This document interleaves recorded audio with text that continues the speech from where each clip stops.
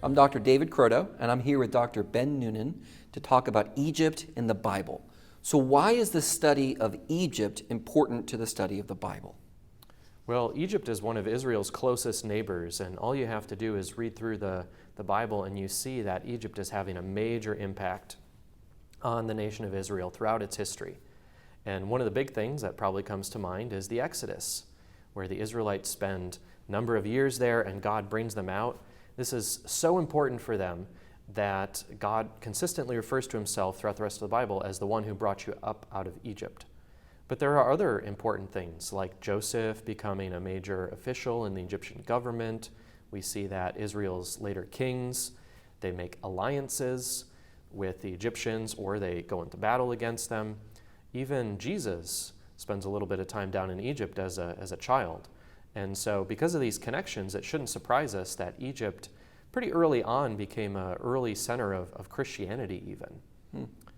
And so it's these kinds of connections that invite us to explore in what ways does Egypt impact the nation of Israel in terms of culture, the events that are happening. And the great thing about this is that we've got lots and lots of material to work with, way more than we do for Israel, so it can kind of fill in some of the gaps.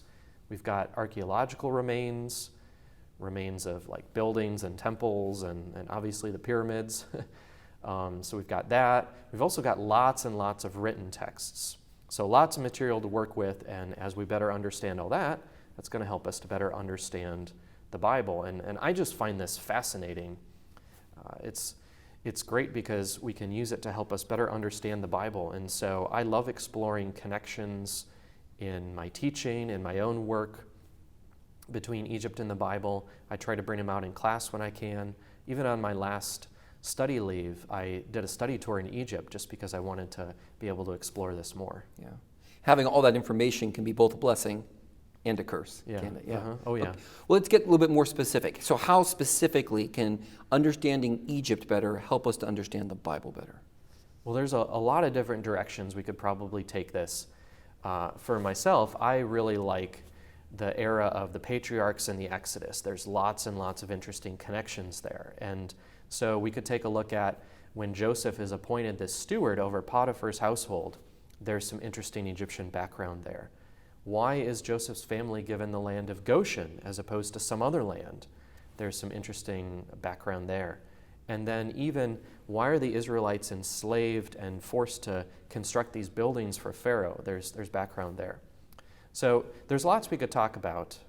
One of the things that I've really been interested in my own studies, my own research, has to do with the topic of Egyptian loanwords in the book of Exodus.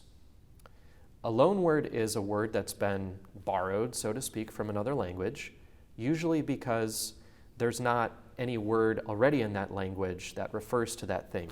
So a good example of this would be the word sushi. It's not originally English, comes from Japanese.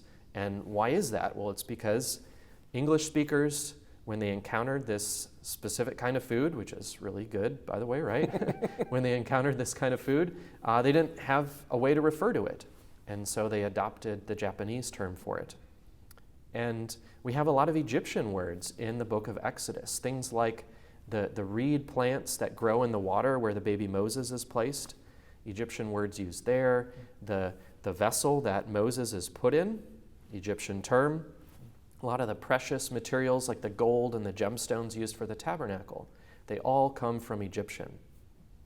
And when we realize that, we can get some extra nuance. So we can understand that the vessel Moses is placed in was more rectangular shaped, almost like a chest, rather than a basket, as a circular basket like it's typically depicted. We have a better idea of what the tabernacle and the high priest breastplate and all the other stuff that the Israelites make for the tabernacle. We have a better idea of what that looks like because we can identify the Egyptian terms.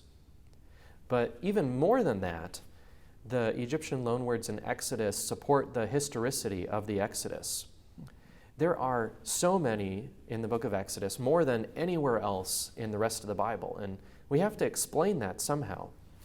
And just like we would explain the entrance of the word sushi into English, because there was some kind of contact between English speakers and Japanese speakers, So we would have to say that Hebrew has a lot of Egyptian words because they were in contact with the Egyptians for a period of time. That's the only way to explain so many words. You can't make this kind of thing up.